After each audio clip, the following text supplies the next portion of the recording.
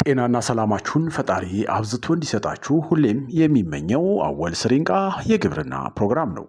አወል ስሪንቃ የግብርና ፕሮግራም ሁልጊዜ ስለ ግብርና ብቻ ግንዛቤ እየፈጠረ ያለ ቋሚ የግብርና ፕሮግራም ነው።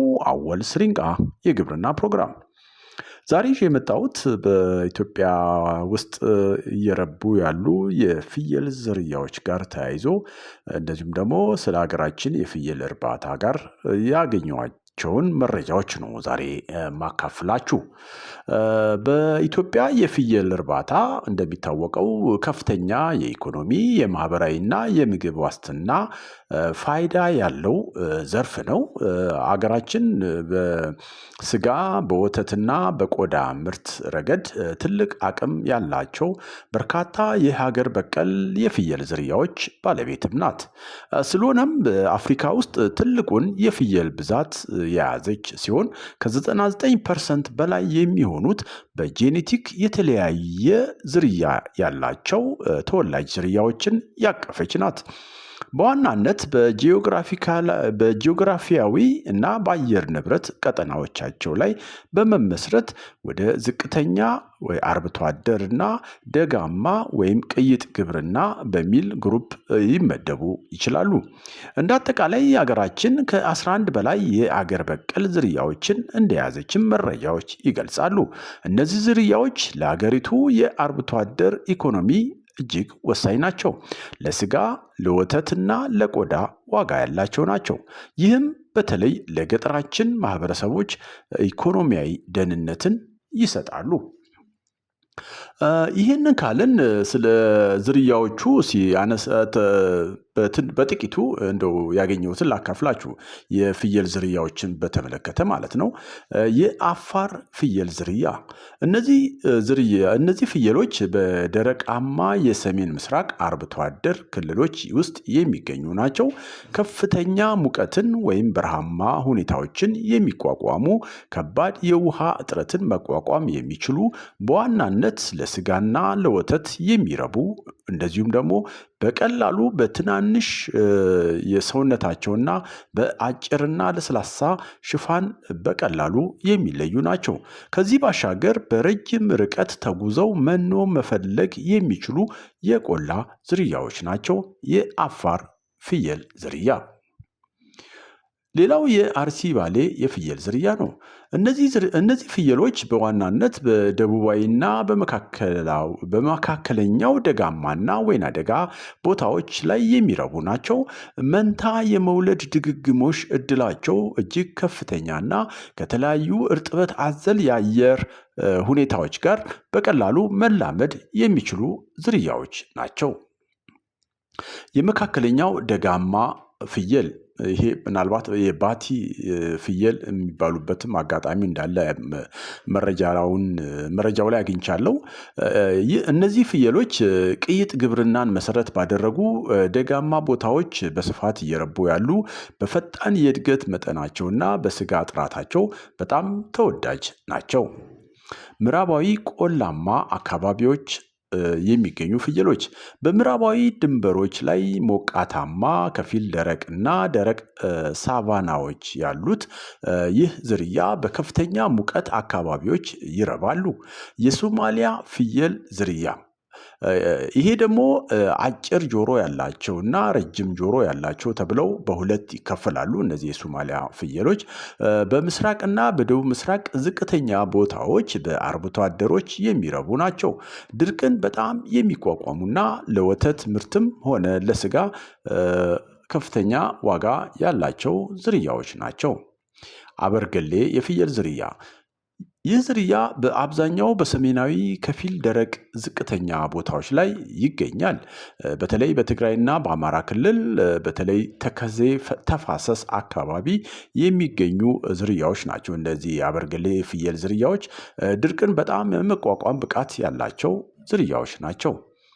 ሐረርጌ ሃይላንድ በምስራቅ ደጋማ አካባቢዎች የሚገኘው ይህ ዝርያ ጠንካራነቱና በተራራማና ድንጋያማ መሬት ላይ የመራባት ችሎታው ይታወቃል። ሐረርጌ ሃይላንድ ከፋ የሚባል ደግሞ የፍየል ዝርያ አለ። ይህ ደግሞ በደቡብ ምዕራብ ደን እና ከፍተኛ ዝናብ ባላቸው አካባቢዎች ተወላጅ ሲሆኑ ብዙውን ጊዜ በድብልቅ ሰብል ወይም ሚክስድ ፋርሚንግ ላይ በትናንሽ የመንጋ መጠኖች ውስጥ አነስ ባለ መልኩ ማለት ነው ይጠቀሳሉ። የባርካ ፍየል የሚባሉም አሉ። እነዚህ ደግሞ ከሰሜናዊ ምዕራብ ዝቅተኛ ቦታዎች እንደ ሁመራ አካባቢ የመጡ ሲሆን ይህ ዝርያ በከፍተኛ የወተት ምርት፣ ፈጣን እድገትና በአስቸጋሪ አካባቢዎች የመቋቋም ችሎታ እንዳላቸው ይታወቃሉ። የወይቶ ጉጂ የፍየል ዝርያ ይሄ ደግሞ በደቡባዊ አርብቶ አደር እና በግብርና አርብቶ አደር አካባቢዎች የተለመደ ሲሆን በዋናነት ለስጋና ለወተት ተብሎ ይረባል። ስለ ዝርያዎቹ ይህንን ካልን እንደ ማጠቃለያ የአገራችን የፍየል እርባታ ምን ይመስላል የሚለውን ደግሞ ከዚህ በታች እንይ። የፍየል እርባታ ስርዓቶቹ በሀገራችን በዋናነት 3 አይነት የፍየል እርባታ ስርዓቶች ይስተዋላሉ። አንደኛው የዘላን አርብቶ አደር ስርዓት። ይህ የእርባታ ስርዓት በቆላማ አካባቢዎች እንደ አፋር፣ ሶማሌና ቦረና የሚገኝ ሲሆን እንስሳቱ መኖና ውሃ ፍለጋ ከአንድ ቦታ ወደ ሌላ ቦታ ይንቀሳቀሳሉ። ድብልቅ የግብርና ስርዓት ወይም የክሮፕ ላይቭ ስቶክ ሚክስድ ፋርሚንግ የምንለው ማለት ነው። በደጋና ወይና ደጋ አካባቢዎች አርሶ አደሮች ከሰብል ምርት ጎን ለጎን ጥቂት ፍየሎችን ለተጨማሪ ገቢና ለቤት ውስጥ ፍጆታ የሚያረቡበት ስርዓት ነው። የተጠናከረ ወይም ደግሞ የከተማ እርባታ። ይህ ደግሞ ከቅርብ ጊዜ ወዲህ በከተሞች ዙሪያ ለስጋ ማድለብ ወይም ለወተት ምርት ሲባል በጋጥ ውስጥ በመቀለብ የሚከናወን ዘመናዊ አሰራር ነው። የዘርፉ ጠቀሜታና እድሎችን ደግሞ እኔ የፈጣን ገቢ ምንጭ ወይም እንደ ገንዘብ ሶርስ ወይም ምንጭ ወይም ደግሞ እንደ ገጠር ባንክ አይነት ማለት ነው። እንደዛ ማለትም እንችላለን። ፍየሎች በፍጥነት ስለሚወልዱና ገበያ ላይ በቀላሉ ስለሚሸጡ አርሶ አደሮች ለድንገተኛ ወጪዎች እንደ ፈጣን ገንዘብ ወይም ደግሞ ሊኩዊድ እሴት ይጠቀሙባቸዋል። የኤክስፖርት አቅም የኢትዮጵያ የፍየል ስጋ በተለይ በባህረ ሰላጤው ሀገራት ወይም ደግሞ መካከለኛው ምስራቅ ከፍተኛ ፍላጎት ስላለ ለሀገር ውስጥ የውጭ ምንዛሬም ግኝት ትልቅ አስተዋጽኦ አለው። የቆዳ ኢንዱስትሪ የኢትዮጵያ የፍየል ቆዳ በተለይ የደጋ ፍየሎች በጥራት ደረጃው በዓለም ገበያ ታዋቂ ነው።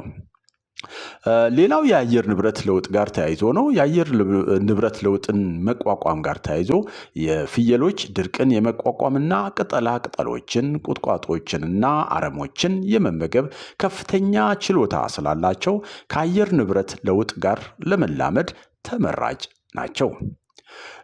በዘርፉ ያሉ ዋና ዋና ተግዳሮቶችን እኔና እናጠናቅ። ምንም እንኳን ዘርፉ ትልቅ አቅም ቢኖረውም በሚከተሉት ምክንያቶች የሚፈለገውን ያህል አላደገም። የበሽታዎች መስፋፋት እንደ የፍየል ሳምባ በሽታ፣ የቆዳ በሽታና የውስጥ ጥገኛ ተዋሲያን ወይም ትሎች የምርታማነቱ ማነቆች ናቸው። ሌላው ከመኖ ጋር ተያይዞ ነው። የመኖ እጥረትና ጥራት ማነስ ነው። በተለይ በድርቅ ወቅትና በሕዝብ ቁጥር መጨመር ምክንያት የግጦሽ መሬት ማነስ ትልቅ ፈተና እንደሆነ መረጃው ይገልጻል። እንግዲህ ዛሬ ስለ ፍየል ጋር ተያይዞ የሀገራችን የፍየል ዝርያዎች እንደዚሁ ደግሞ የት አካባቢ ነው የሚረቡት እናም ደግሞ ምንድነው የሚቋቋሙት የተለየ ባህሪያቸው ምንድነው የሚለውን በተወሰነ ደረጃ ግንዛቤ ለመፍጠር ሙከራ አድርጌያለሁ። በሀገራችን ያለውንም የፍየል አረባብ ስርዓቶችንም እንደዚሁ ለመግለጽ ሙከራ አድርጌያለሁ። አወል ስሪንጋ የግብርና ፕሮግራም እንዲህ ያለ ይቀጥላል። በቀጣይ በሌላ ሀሳብ ደግሞ እንደዚሁ እመለሳለሁ። እስከዛው ቸር እንሁን። ባይ ባይ።